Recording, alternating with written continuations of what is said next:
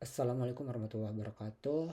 Perkenalkan, nama saya Ahmad Gosiwaridi dengan NIM 230605110083. Pada kesempatan kali ini saya akan menjawab pertanyaan UAS dari sistem terdistribusi. Dengan begitu, demi Allah bahwa saya mengerjakan sendiri dengan jujur dan tidak menyontek teman. Yang pertama itu ada jelaskan pengertian dari sistem terdistribusi dan berikan contohnya. Sistem terdistribusi itu adalah kumpulan komputer yang kumpulan sebuah komputer yang nampak pada penggunanya sebagai satu sistem koheren atau sistem yang komponen itu terletak dalam sebuah jaringan komputer dan bisa berkomunikasi dan juga melakukan koordinasi dan yang bisa koordinasi satu sama lain. Salah satunya itu seperti Facebook Drive, WA, seperti itu. Terus yang kedua, sebut dan jelaskan tentang karakteristik sistem terdistribusi. Yang pertama itu ada research, access, and sharing atau heterogen, di mana ini merupakan kemampuan menggunakan hardware atau software atau data dimanapun dan kapanpun aplikasi dapat dijalankan melalui web browser atau mobile. Yang kedua itu ada openness atau keterbukaan.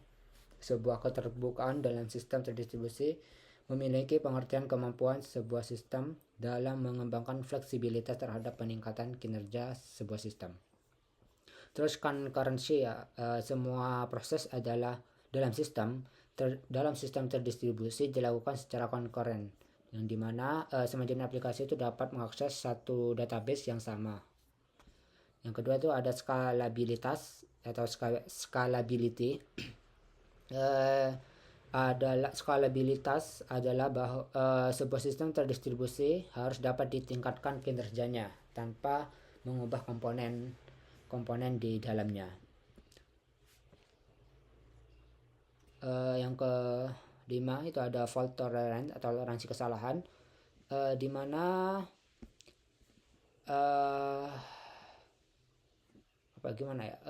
jadi semisal saat terjadi kerusakan itu dalam satu aplikasi, user atau pengguna itu masih tetap dapat melakukan atau tetap menggunakan aplikasinya. Contohnya seperti pemesan tiket, WhatsApp dan segala macamnya. Terus ada transparansi, di mana sistem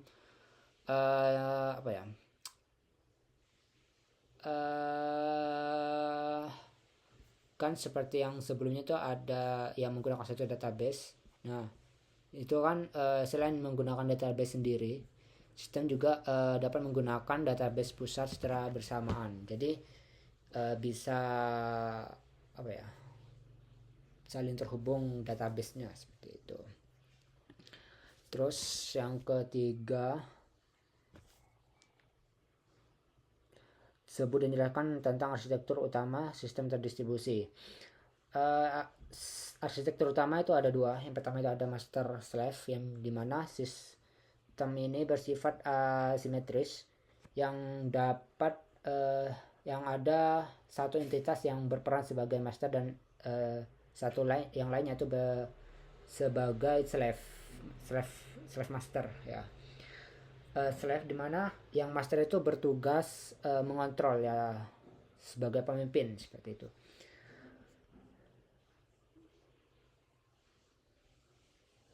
Yang kedua itu ada struktur peer to peer, yang dimana ini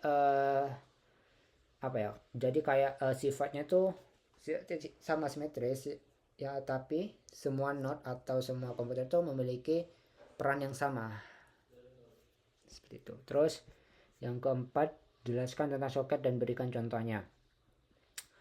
Soket itu merupakan interface pada jaringan yang menjadi titik komunikasi antar mesin pada internet atau protokol, dimana titik komunikasi ini yang titik komunikasi lalu lintas komunikasi antar proses di dalam sebuah jaringan komputer. Nah, contohnya itu seperti chat, game, online, game online, online Shopee, YouTube. Nah, seperti itu. Jelaskan yang kelima itu jelaskan tentang service oriented architecture atau SOA.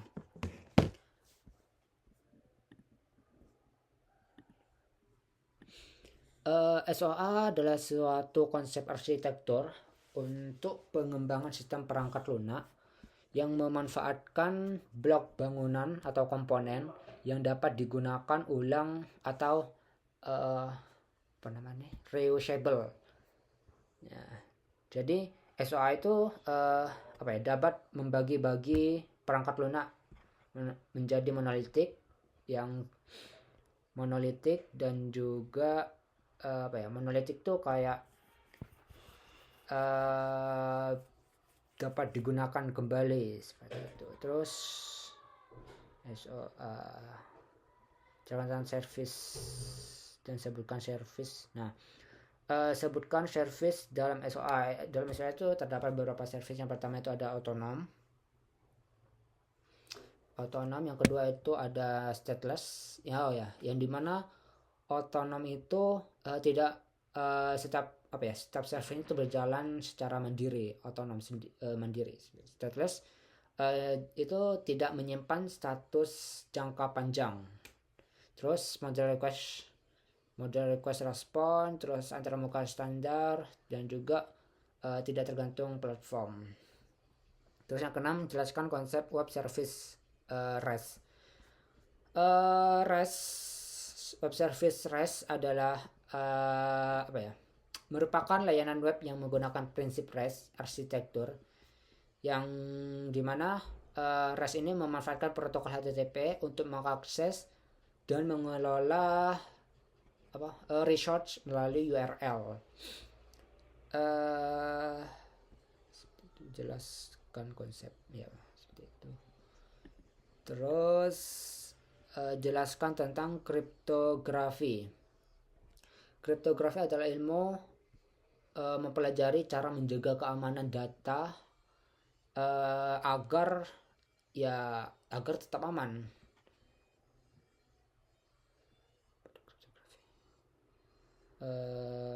Proses utama pada jadi dalam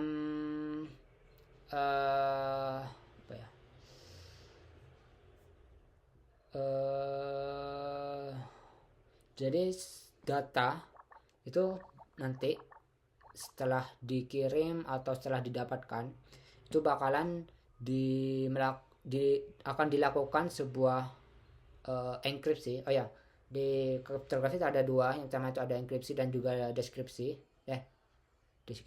Dekripsi, yang mana enkripsi ini